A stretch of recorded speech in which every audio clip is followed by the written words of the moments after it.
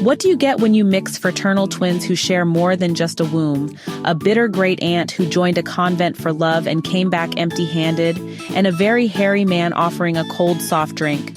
You get tragedy, in full technicolor. Not just any tragedy, the kind that peels back a whole society and lays it bare. Rotting traditions, broken families, and children who carry the burdens of grown-up sins. This story unfolds in a town in Kerala, India, and it grabs you slowly, softly, until you realize you're choking on it.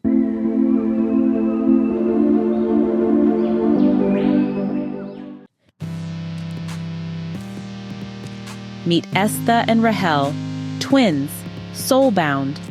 These two don't just finish each other's sentences, they live each other's pain. Their childhood is meant to be simple, full of games, secrets, and stolen sweets. But the world around them has other plans. Their mother, Ammu, is divorced, which in their world is pretty much a scarlet letter. She's treated as less than, barely recognized by her own family. Her Oxford-educated brother Chaco might as well have been handed the family crown. She, on the other hand, is expected to shrink herself. Then comes the day Estha is sexually molested by a hairy man who lures him with a cold drink. Just like that, his innocence is gone. Something inside him dies. And because Rahel is his mirror, something inside her dies too. This is just the first of many deaths they will suffer. Ammu, already ostracized, commits the ultimate social sin.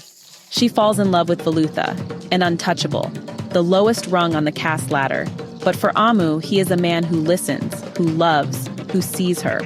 Their love is quiet and fierce and, well, doomed from the start. Because there's baby Kochama. Baby Kochama is the kind of character you don't forget.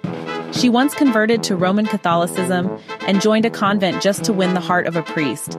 Didn't work out, never married, never forgot. And when Ammu dares to love, baby Kochama sees it as her mission to destroy it. Velutha's own father, Velya Papan, betrays him. He reports the affair to Mamachi, Ammu's mother. Mamachi hears it all, along with Margaret Kochama. Word travels fast in a house full of locked doors and tighter morals. Then there's Comrade K.N.M. Pillai, the kind of politician who can weaponize silence. He's a man who disowns Velutha when he needs support the most. Because, revolution sounds great until it threatens your image. He trades Velutha's life for political capital and uses the man's death to power his party's demonstrations. Velutha is betrayed by the very people who should protect him. And it gets worse. Sophie Mole, Chaco's daughter, comes to visit with her mother, Margaret Kochama. That visit is a spark in a dry forest. Ammu's relationship with Velutha, the tension in the family, and the pain the twins carry, everything ignites. One night, after a particularly cruel scolding from Ammu, who's been locked in her room by Chaco, the twins decide they've had enough. They flee to the history house, their secret place. Sophie Mole follows them, but their boat capsizes. Estha and Rahel can swim, Sophie Mole cannot, she drowns. And now baby Kochama has the perfect opportunity. She goes to the police and reports Velutha for kidnapping and, rape. She claims he kidnapped the children and raped Ammu. She even adds a charge of abduction, using the children's disappearance as leverage. When Ammu tells the truth and the children confirm it, the police officer, Inspector Thomas Matthew, realizes they've made a grave mistake. Velutha is barely alive after their brutal beating. The law knows it's gone too far, but baby Kochama presents the children with a twisted ultimatum: either identify Velutha as the culprit or see their mother sent to jail. The choice is no choice at all. Estha is the one chosen to speak, and in that moment, the last living thing in Estha died. He identifies Velutha. Velutha dies. The innocence of Estha and Rahel dies too. But the story doesn't end there. It stretches into their adulthood, quietly, tragically. Estha grows into a man who never speaks. He walks the streets alone, labeled as strange. Rahel leaves for America, marries, divorces, and then, she returns home. She is rootless, disjointed. She comes back after baby Kochama tells her that Estha has stopped talking. The novel jumps between past and present, from an older, broken Estha to a younger, wide-eyed child, from Rahel's present to their shared past. Arundhati Roy tells the story largely through Rahel's perspective, and the language reflects that, playful, phonetic, full of childhood mispronunciations and logic. She captures the messy beauty of how a child sees the world, and the blunt horror of how they absorb its pain. The book is the god of small things. This book doesn't shout, it whispers, and its whisper is devastating. It's about what society does to the vulnerable, how the powerful protect themselves, how rules are made for the convenience of the comfortable. It exposes how caste, class, and gender are used to contain people, to shrink them, to destroy them when they overstep. It's a book about how choices, especially the small ones, can destroy lives. A glance here, a lie there, a silence, a betrayal, a cold drink handed to a trusting child.